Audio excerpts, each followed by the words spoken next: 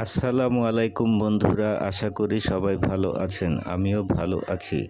আজ সকালে একটি ফ্রিজ চেক করতে গেলাম। গিয়ে দেখি ফ্রিজের সব কিছুই ঠিকঠাক আছে, ভিতরের অংশ এবং বডি খুব ভালো অবস্থায় আছে, কিন্তু ফ্রিজটি ঠান্ডা হচ্ছে না। চেক করে দেখলাম কি সমস্যা বের হলো, কম্প্রেসার খারাপ, কম্প্রেসার চালু হচ্ছে না।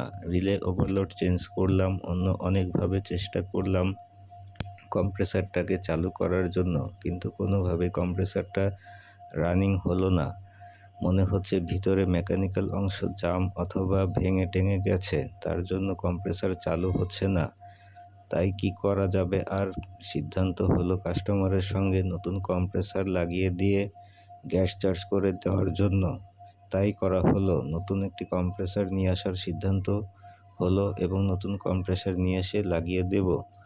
দেখুন পরবর্তীতে আমি নতুন কম্প্রেসার কিভাবে লাগাই এবং এটাকে পরিবর্তন করি। ভালো লাগলে লাইক, কমেন্ট, শেয়ার করবেন। Subscribe me please.